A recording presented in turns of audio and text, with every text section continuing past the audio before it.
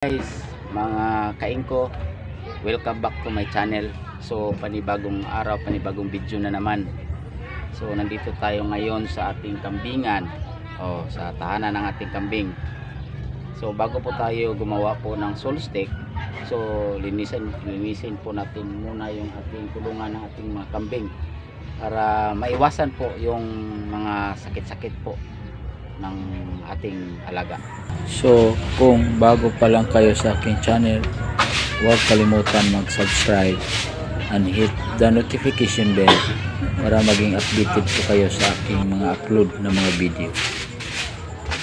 So, kailangan yung ating kulungan po ay pala malinis para maiwasan po yung mga sakit-sakit po sa ating alaga.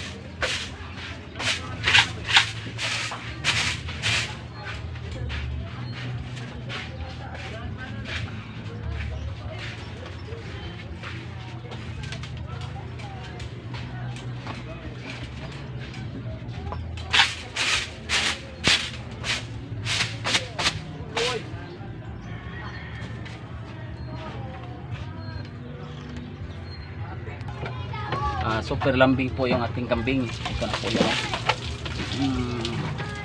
At buntis na po. So, malapit na po ito mga anak.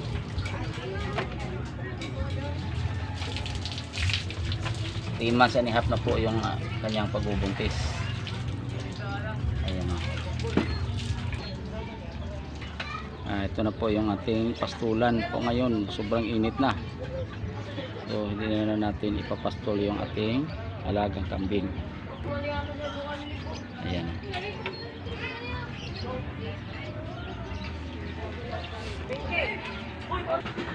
So natapos na natin nalinisan yung sahig po ng ating kulungan.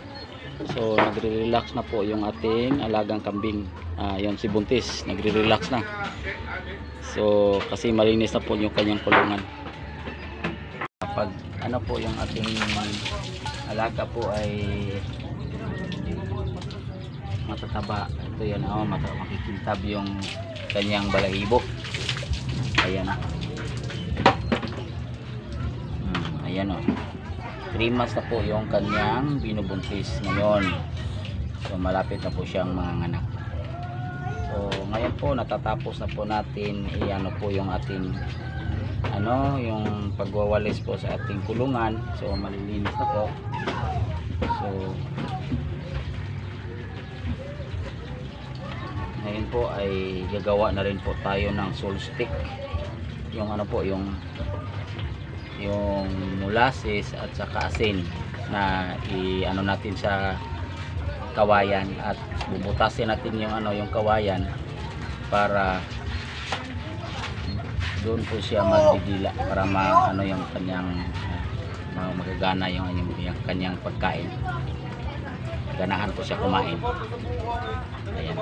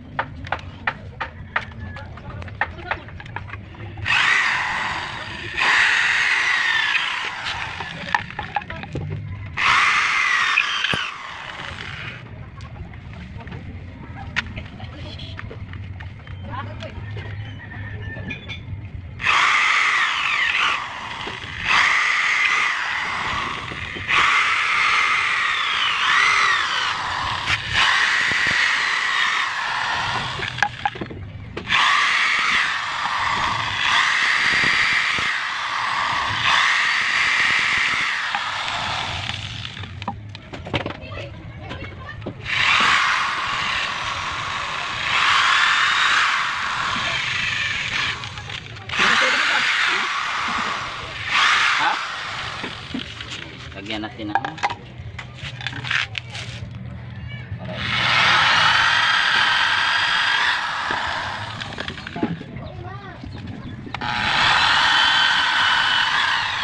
Okay, tapos na.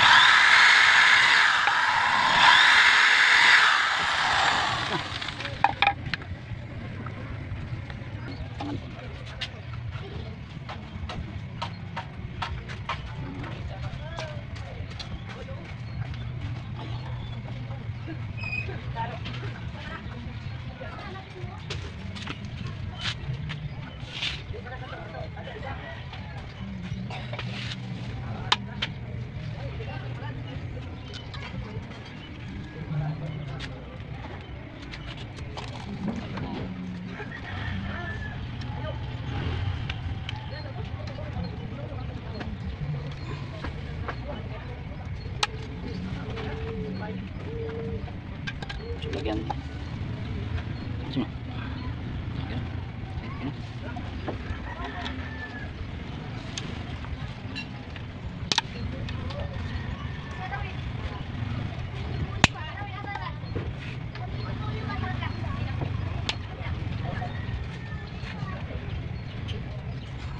Ito na po. Ayan. Tapos na po yung ating salt stick. So lagyan natin ng ito na molasses at saka asin. Ito natin ilagay.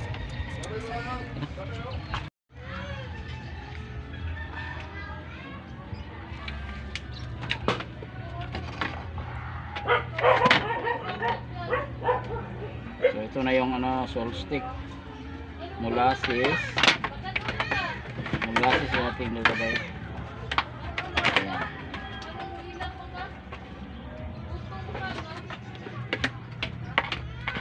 At saka konting asin.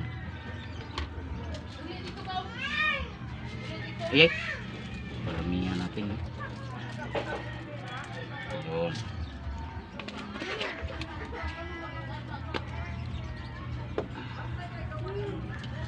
Ayan.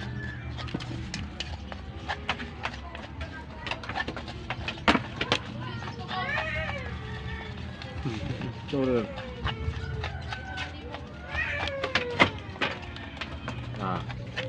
Tapos dito natin ilagay sa ating ginawang lagayan. Ayan.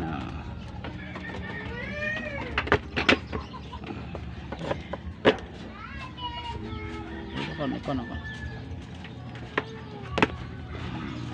Uy.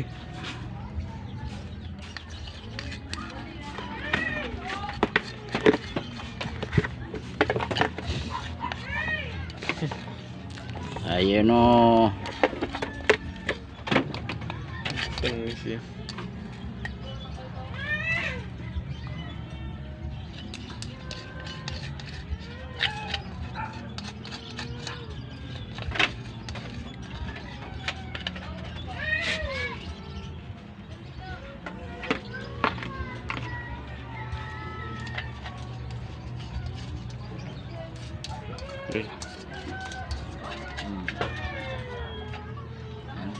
Ay, sama nih.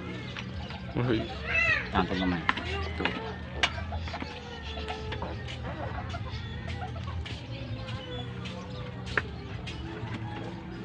Yun na yun.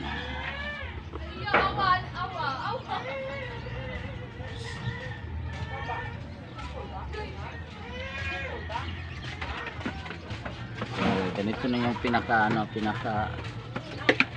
finish na. So dito natin ayan o. Ayan. Dito natin ilagay dito. Ito. Ayan sa dito.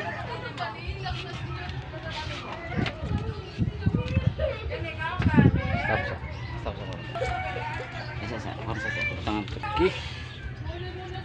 Dito natin ikabit yung ating salt stick. Yun.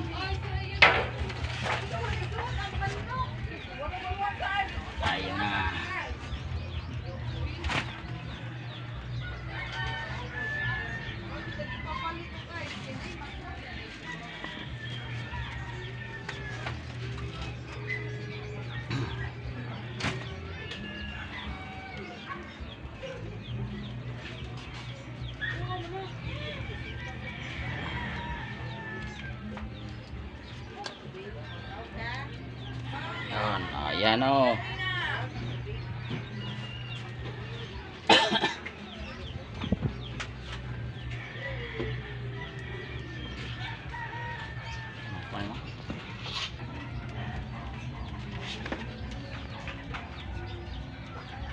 So pag makatikim siya ng molasses at saka asin, so malakas na po siyang umiinom ng tubig at saka yung mga damo na mabilis po siya kumain ng mga damo.